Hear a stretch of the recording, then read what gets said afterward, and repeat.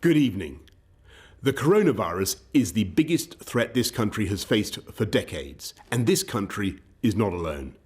All over the world, we're seeing the devastating impact of this invisible killer.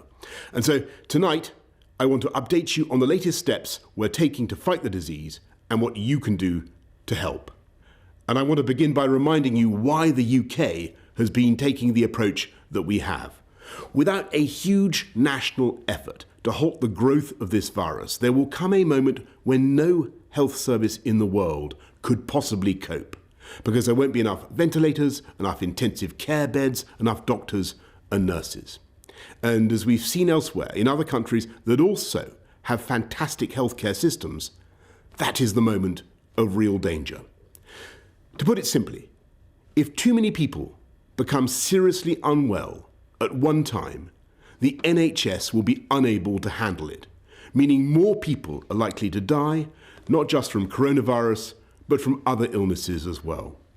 So it's vital to slow the spread of the disease, because that is the way we reduce the number of people needing hospital treatment at any one time, so we can protect the NHS's ability to cope and save more lives. And that's why we've been asking people to stay at home during this pandemic.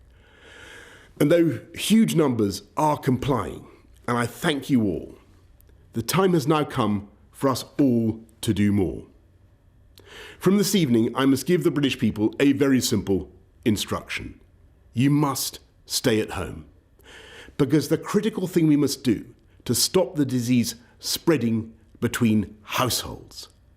That is why people will only be allowed to leave their home for the following very limited purposes. Shopping for basic necessities as infrequently as possible.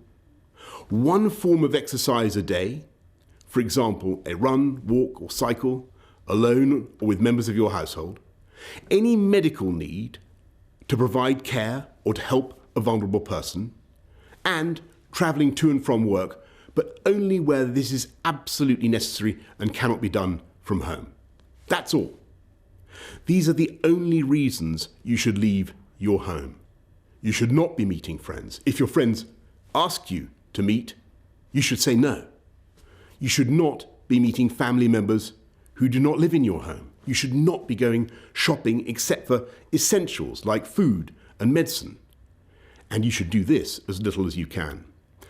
And use food delivery services where you can. If you don't follow the rules, the police will have the powers to enforce them, including through fines and dispersing gatherings. To ensure compliance with the government's instruction to stay at home, we will immediately close all shops selling non-essential goods, including clothing and electronic stores, and other premises, including libraries, playgrounds and outdoor gyms and places of worship. We'll stop all gatherings of more than 2 people in public, excluding people you live with.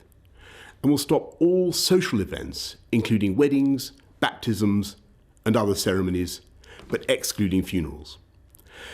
Parks will remain open for exercise, but gatherings will be dispersed.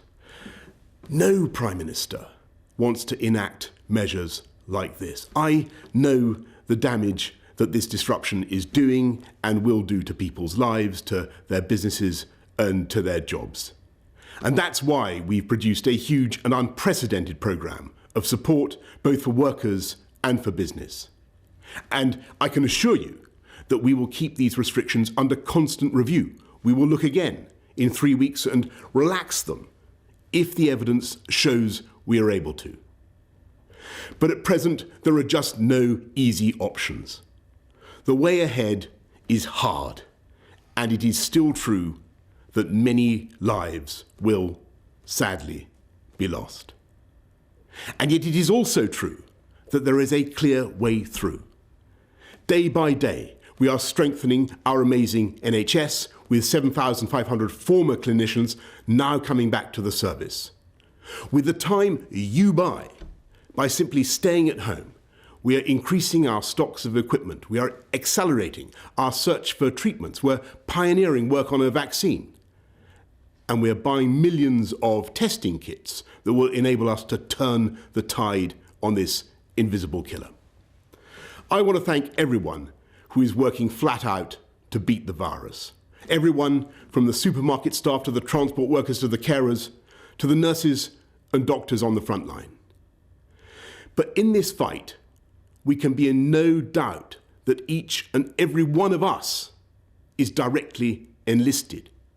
Each and every one of us is now obliged to join together to halt the spread of this disease, to protect our NHS and to save many, many thousands of lives. And I know that as they have in the past, so many times, the people of this country will rise to that challenge and we will come through it stronger than ever.